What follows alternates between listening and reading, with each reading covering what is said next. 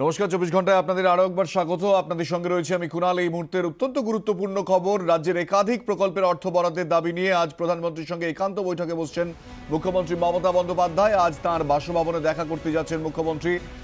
সকাল 9:30টার সময় এই বৈঠক হওয়ার কথা রয়েছে। আমরা এই বৈঠক নিয়ে আরো বিস্তারিতভাবে জানবো। আমাদের প্রতিনিধি উজ্জ্বল মুখার্জি আমাদের সঙ্গে এই মুহূর্তে রয়েছেন টেলিফোনে। উজ্জ্বল, এই বৈঠকের বিষয়ে কি জানা যাচ্ছে, বিস্তারিত কি উঠে আসতে পারে আলোচনায়? দেখো কুণাল, তুমি যেভাবে বললে একেবারেই ঠিক যে এই মুহূর্তে অত্যন্ত বড় খবর হচ্ছে মুখ্যমন্ত্রী মমতা বন্দ্যোপাধ্যায় তিনি যাচ্ছেন প্রধানমন্ত্রীর সঙ্গে দেখা করতে তার বাসভবনে।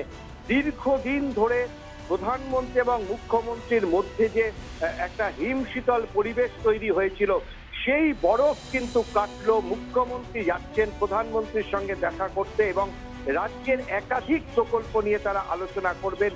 প্রধানমন্ত্রীর কাছে তিনি দরবার করবেন। রাজ্যের বেশ কিছু প্রকল্প সেগুলো কার্যত কেন্দ্রীয় সরকারের অসহযোগিতার কারণে বন্ধ হয়ে যাচ্ছে বা বন্ধ হওয়ার মুখে।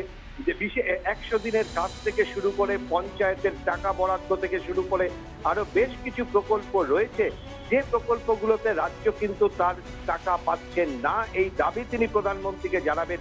কিন্তু তার থেকেও বড় খবর হলো যে এই দীর্ঘদিন ধরে আমরা দেখেছি যে দুটো মেরুকরণ তৈরি হয়েছিল। একদিকে দাঁড়িয়ে প্রতিদিন প্রধানমন্ত্রীর বিভিন্ন ভূমিকা নিয়ে বা কেন্দ্রীয় সরকারের কাজকর্ম নিয়ে প্রকাশ্যে দাঁড়িয়ে সমালোচনা করেছিলেন মুখ্যমন্ত্রী মমতা বন্দ্যোপাধ্যায়, এবং তখন এমন একটা সোশ্যাল মিডিয়া থেকে শুরু করে সর্বত্র যে ধরনের আলাপ আলোচনা উঠে আসতো, তাতে প্রধানমন্ত্রী এবং মুখ্যমন্ত্রীর এই যে একটা হিমশীতল পরিবেশ তৈরি হয়েছিল, সেটা কিন্তু সেই বরফ কিন্তু কাটলো।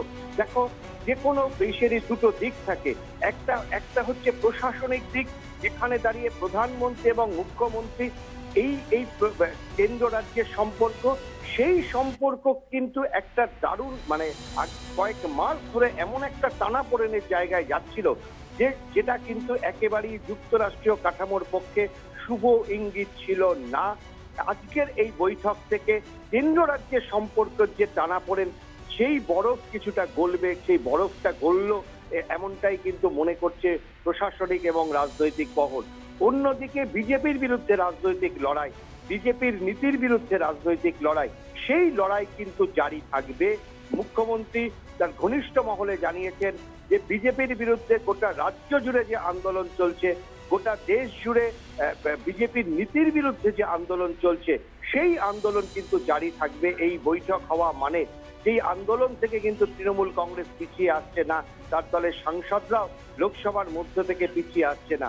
কিন্তু প্রশাসনিক ক্ষেত্রে যে জটিলতাগুলো তৈরি হয়েছিল, যে বাধা তৈরি হয়েছিল, কেন্দ্রের অসহযোগিতা যেগুলো রাজ্যের প্রকল্পগুলোর ক্ষেত্রে দেখা যাচ্ছিল, আজকে প্রধানমন্ত্রীর সঙ্গে মমতা বন্দ্যোপাধ্যায়ের বৈঠকের পর সেই বাধাগুলো দূর করা হবে বা দূর হবে, এমনটাই কিন্তু মনে করছে প্রশাসনিক মহল।